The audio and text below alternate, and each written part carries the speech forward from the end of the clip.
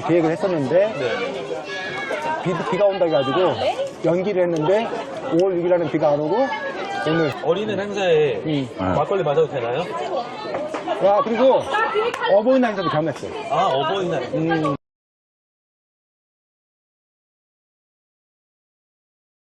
우리 세종 마을교육연구소에 마을교육연구소가 학습 실천 모임이 있어요. 안에 공부 모임이 있는데 그 중에 하나가 기본소득에 대해서 공부해보자.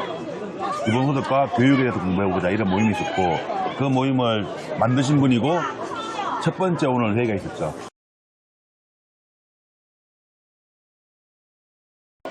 일자리가 곧 사라질 것이니 시민들의 삶을 책임져야 하지 않냐.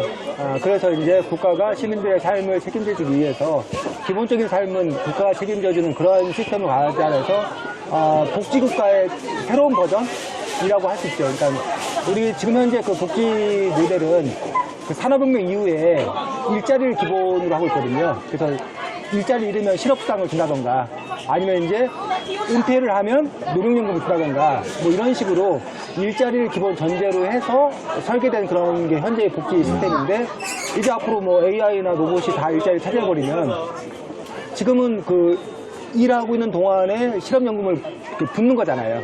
그래서 이제 실업을 당하면 하는 거고 또 뭐 일하고 있는 동안에 연금을 부어서 일이 끝난 다음에 은퇴한 이후에 받는 거잖아요. 근데 일자리가 없어 버리면 그거에 돈을 낼 사람이 없다는 거죠.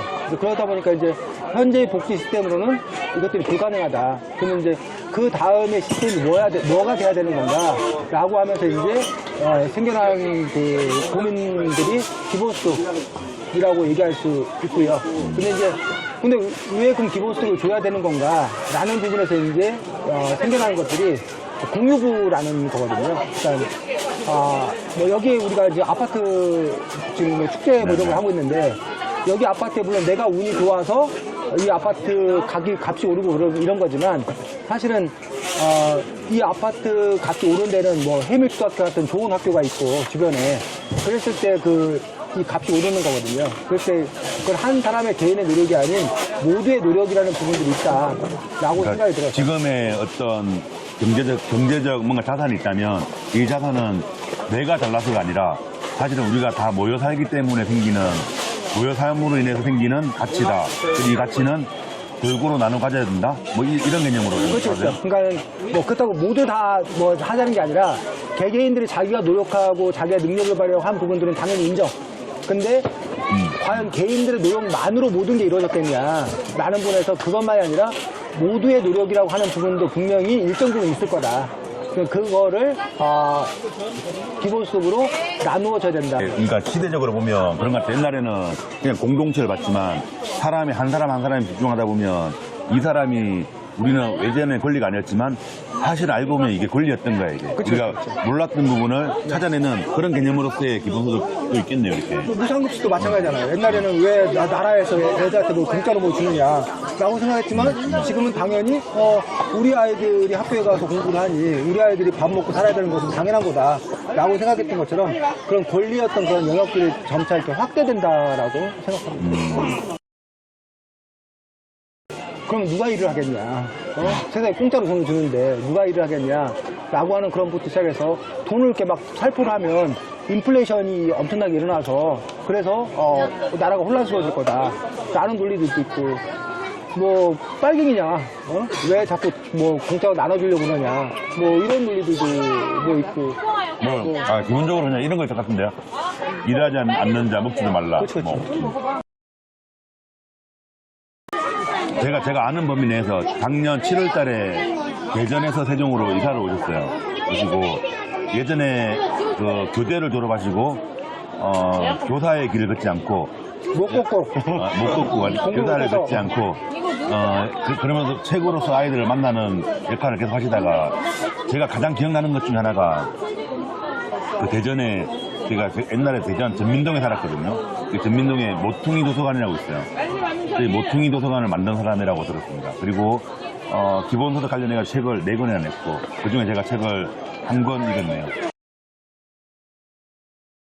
누구나 그 책을 자유롭게 읽을 수 있어야 된다. 그게 뭐 그러니까 책을 뭐 돈 있는 사람은 사보고 돈 없는 사람은 못 사보고 이게 아니라 공공도서관의 어떤 그런 서비스가 되어서 책을 누구나 읽을 수 있는 어떤 그런 권리가 있어야 된다고 생각이 들었었는데 30년 전만 해도 우리나라 도서관 상황이 별로 안 좋았어요.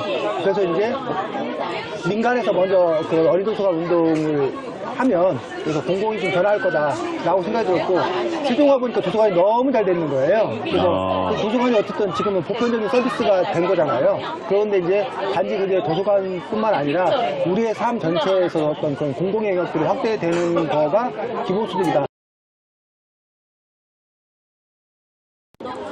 제가 원래는 그 7년 의무 복무를 약속받고 이제 그 학교를 간 거죠. 그래서 입학금도 거의 안 내고 오히려 그 학비 지원금 해가지고 돈도 주고 뭐 그런 경우였는데 저희 대학 2학년 때인가 3학년 때인가 그 사대에서 그 위원 그 소송 내가지고 그래가지고 이제 임용고사를 봐야 되는 그런 상황이었는데 저희 때만 해도 이제 임용고사는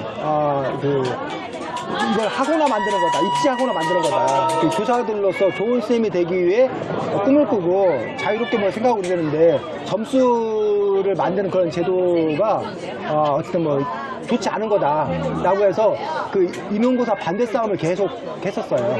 그리고 당시에 제가 엘빈 토플러 책에 푹 빠져 있어가지고 미래에는 학교의 어떤 그런 장벽이 좀 허물어질 거다라고 생각을 했어. 그래서 저 개인적으로는 그 중세 봉건 사회처럼 그 도제제도라고 그러죠. 도제제도로 돌아가야 된다고 생각을 했거든요. 그래서 지금 우리가 교육이 그 산업혁명 이후에 어쨌든 그 회사에서 일할 사람, 노동자들을 양성하기 위해서 대량교육 체계가 만들어진 거잖아요. 근데 이제 그 부분에 있어서 삶과 교육이 지금 분리되어 있는데 삶과 교육이 다시 합쳐질 거다. 그러면서 이제 제도교육 하에서 이제 뭐 일하면서 배우고 배우면서 일하고 그런 시대로 바뀌어질 거라서 굳이 임용고사까지 보면서 내가 수행을 해야 되나. 야, 그러면 그걸 네네. 30년, 몇 년 전이에요? 30년 전이죠. 30년, 거의 30년 전. 네, 그래서 그런 고민도 하고 있었어. 내가 구차하게 임용고사에 합격하려고 고등학교 때도 안 갔던 독서실에서 나 혼자 좀 이렇게 임용고사 붙어보겠다고 제가 좀 공부를 하고 그랬었거든요. 친구들은 계속 임용고사 반대 싸움 하는데.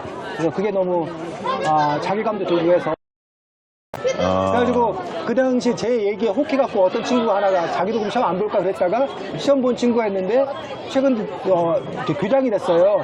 그러면서 이제 그 친구가 너 말 듣고 그 학교 안 갔으면 큰일 날 뻔했다. 학교는 요즘이 굳건하다라고 얘기를 했던 그런 에피소드가 있습니다. 네. 야, 근데 중간에 한번 그래도 뭐 마음만 먹으면 들어올 기회는 있었잖아요, 근데. 그럼 있었죠. 있었는데 당시 어린도서관 캠페인을 너무 열심히 하고 있어서 그때 기회가 있었기 때문에 나중에 또 기회가 있을 거라 생각을 했어요. 그래서 했는데 어느덧 보니까 학교장도 너무 많이 바뀌었고 그리고 뭐 교장 교감을 다 하고 있고 이제 동기들이 그래서 지금 그리고 제가 지금 뭐 이미 그 친구들은 명퇴를 고민하는 그런 시기인데 이제 가서 제가 학교 현장 가서 뭘 잘할 수 있을까? 근데 그런 그 부채감을 갖고 있기 때문에 언젠가 학교에 뭐 기간제 선생님이 되었던 무슨 뭐 어떤 형태로 학교에 다시 가서 원래 내가 해야 되는 일들은 해야겠다라는 그런 마음을 갖고 있습니다. 그 시기가 언제가 될지 모르겠지만. 그러니까 사람들은 여기 명퇴한 사람들도 명퇴하고 나면 내가 제일 먼저 하는 걱정은 뭐 먹고 살까? 이 고민을 할 것 같아요, 이렇게. 네. 근데 그런 고민도 사실 하기 전에 임용을 안 볼 생각을 한 거잖아요, 이렇게. 네. 그래서 그러니까 아마 여기 만약에 이걸 듣는 사람들도 야, 그러면 이 사람은 어떻게 먹고 살았을까? 이런 질문을 당연하게 할 것 같기도 하고. 어때요, 이런 분들은? 그 학교 앞이 문방구였어요. 저희 부모님이. 그래서 그 부모님을 믿고 내려온 거 사실은. 문구점을 하겠다라고 생각했는데 그게 사실 기본소득이거든요. 그러니까 기본소득이 주어지면 그 자기가 실업이나 이런 상황에서도 걱정하지 아니하고 이건 부당한 대우를 받았을 때 끝나고 거부해. 나 그리고 기본소득 갖고 살다가 다시 뭘 준비해서 뭘 할 거야. 아니면 자기가 무슨 꿈이 있다 하더라도 도전할 수 있는 그런 밑바닥이 되는데 그게 없으면 사실 생각을 못 하는 거잖아요. 그래서 저는 어쨌든 부모님이 그 중학교 앞에서 조그만 문구점을 하셨는데 부모님 밑에서 이제 그거 도와서 그냥 하면 되니까 먹고 사니까 그런 생각을 하고 이제 내려왔던 거예요. 사실 무작정. 그래서 문구점을 하는데 아침에 일찍 일어나야 되잖아요. 그 학생들 저기 하는 네, 네, 네. 아침 일찍 일하는 게 너무 힘든 거 첫 번째로.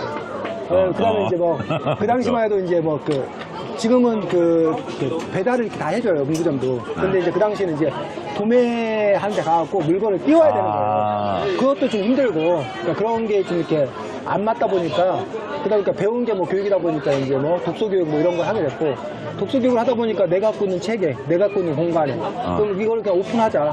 그래서 이제 어린이 도서관을 하게 됐던 거고, 다행히 이제 그 시기가 어린이 도서관이나 이런 걸 관심을 사람들이 우리나라에 먹고 살만해지면서 관심을 가졌던 어떤 그런 시기여서, 그래서 뭐 자연스럽게 그냥 네, 아이들 뭐 독서 수업 하면서 밥 벌어먹고, 기본적으로는 뭐 집사람이 또 열심히 학교 선생님 일을 하니까 저 같은 집사람도 기본소득, 부모님도 기본소득. 그래서 그런 거를 운 좋은 몇몇 사람만 누리는 게 아니라 국가에서 다 기본소득으로 이렇게 주어지면 그러면 누구나 좀 더 실질적인 자유를 누릴 수 있지 않을까 그런 진짜. 고민을 하고 있는 거예요. 야, 이 생방의 묘미다, 진짜. 여기 사람들이, 오징어 게임.